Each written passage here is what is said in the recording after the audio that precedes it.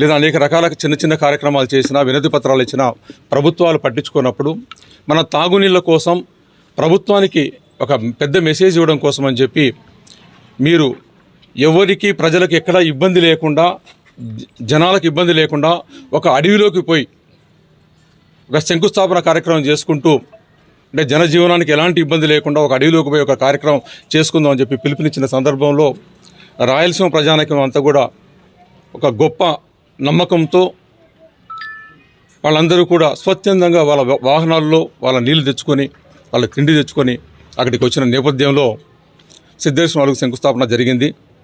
అయితే ప్రభుత్వాలకు ఇంతమంది జనం, ఒక చైతన్య రహితమైన రాయలసీమలో ఇంతమంది జనం రావడం ఒక ఇబ్బందికరమైన పరిస్థితి, అంటే ఒక నిర్లక్ష్యం చేసిన ప్రాంతం అని చెప్పి దాన్ని అనగదొక్కడానికి ప్రజల ఆస్తులను కూడా ధ్వంసం చేసిన అధికారులు రోడ్లను ధ్వంసం చేస్తే మీరంతా విట్నెస్ దానికి.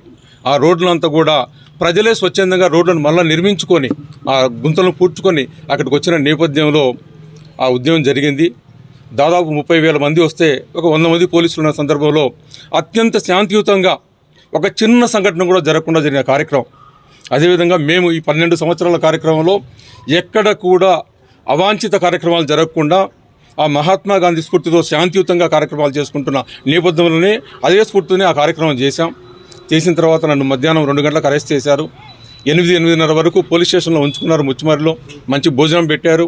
మీ మీద ఎలాంటి కేసులు లేవని పంపించారు. లేవని చెప్పి అందరం వచ్చాం. తర్వాత 9 నెలలకు 10 నెలలకు మనకేం లేదు, సడన్గా కోర్టులో కేసు ఉందని చెప్పి ఎవరో న్యాయవాదులు చెప్పారు, మీ పేరు వినిపిస్తుందన్న కోర్టులోని.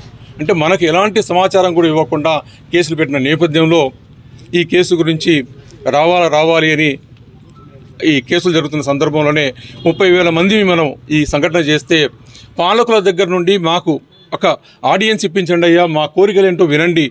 అంటే భారతదేశ చరిత్రలో ఒక వెనకబడిన సామాజికంగా, ఆర్థికంగా, ఉద్యమ రూపంలో కూడా వెనకబడిన రాయలసీమ ప్రాంతం నుండి 30,000 మంది జనం ఎందుకు వచ్చారు, వాళ్ళ ఆశలు ఆకాంక్షలను తెలుసుకుందాం అని చెప్పి ప్రభుత్వాలు నిర్లక్ష్యం వహిస్తున్న సందర్భం మనకు కనపడింది. గత ప్రభుత్వంలో ముఖ్యమంత్రి గారు ఒక్క అపాయింట్మెంట్ ఇవ్వడానికి ముందుకు రాలేదు.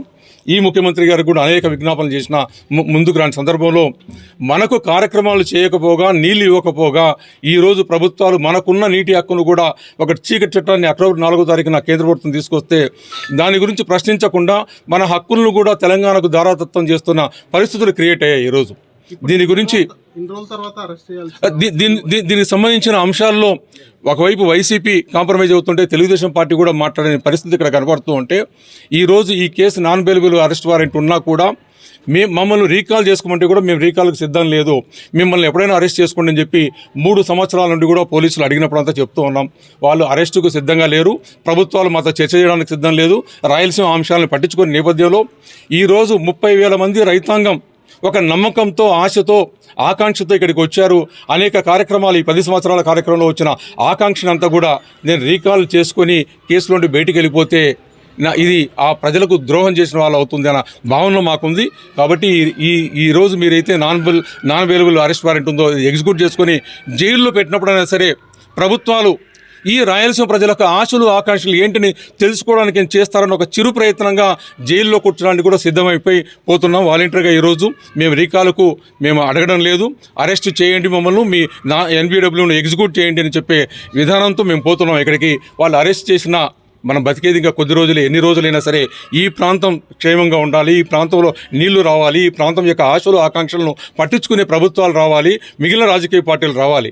ఈరోజు ఎన్నికలు రాబోతుంటే కూడా అందరూ కూడా మాట్లాడుతున్నది ఏకైక రాజధాని అమరావతి కావాలనో, పోలవరం పూర్తి చేయాలనో, అమరావతిలో నిర్మాణం చేపట్టాలనో, విశాఖ ఉక్కు చేయాలనో, విశాఖ రైల్వే జోన్. కానీ 70 సంవత్సరాల నుండి వెనకబడిపోయిన రాయలసీమ ప్రాంతం యొక్క ఆశలను ఆకాంక్షలను, రాష్ట్ర విభజన చట్టంలో ఉన్న అంశాలను మాట్లాడని ప్రభుత్వాలు ఉన్నాయి. చర్చలు చేయని సందర్భంలో నా అరెస్టు ద్వారానైనా సరే ఈరోజు ప్రభుత్వాలు, రాజకీయ పార్టీలు కనువిప్పు కలిగి అయ్యా 3 సంవత్సరాలు వెయిట్ చేశారు, 5 నిమిషాలు వెయిట్ చేయండి. 3 సంవత్సరాల నుండి నేను డేట్స్ ఇచ్చా, ఈ రోజు ఈ ఊర్లో ఉంటున్నాను, ఈ ఊర్లో ఉంటాను, అరెస్ట్ చేసుకోండి అని చెప్పి. ఈ రోజు కూడా నేనే డేట్ ఇచ్చాను, ఈ రోజు 2వ తారీఖున నంద్యాలలో ఉంటున్నానని చెప్పి. కనుక మేము వెనక్కిపోవడం లేదు. ఈరోజు ఒక ఆశ, చిరు ఆశ మాకు, మమ్మల్ని అరెస్ట్ చేస్తారన్న రాయలసీమ ప్రజల ఆశల ఆకాంక్షలు మీరు వింటారు, దానికి స్పందిస్తారన్న దాంతో నేను జైలుకు పోవడానికి సిద్ధమై వచ్చాను. కాబట్టి మీరందరూ పత్రికా విలేకరులు అందరూ కూడా దీనికి ఎలక్ట్రానిక్ మీడియా కూడా సహకరించి ప్రభుత్వాల మీద రాజకీయ పార్టీల మీద ఒత్తిడి పెంచే కార్యక్రమాన్ని నా అరెస్ట్ వస్తుందనుకొని లేదా రేపు వచ్చే ఎన్నికల ప్రణాళికలు కూడా రాయలసీమ అంశాలను తీసుకొస్తారని చెప్పి ఆశిస్తూ అరెస్ట్కి సిద్ధమైపోతున్నాను. జై రాయలసీమ, జై రాయలసీమ. మరిన్ని వీడియోస్ కోసం ఛానల్ ని సబ్స్క్రైబ్ చేయండి. లేటెస్ట్ అప్డేట్స్ కోసం వాట్సాప్ ఛానల్ ని ఫాలో చేయండి. అండ్ లింక్ డిస్క్రిప్షన్ లో ఉంది.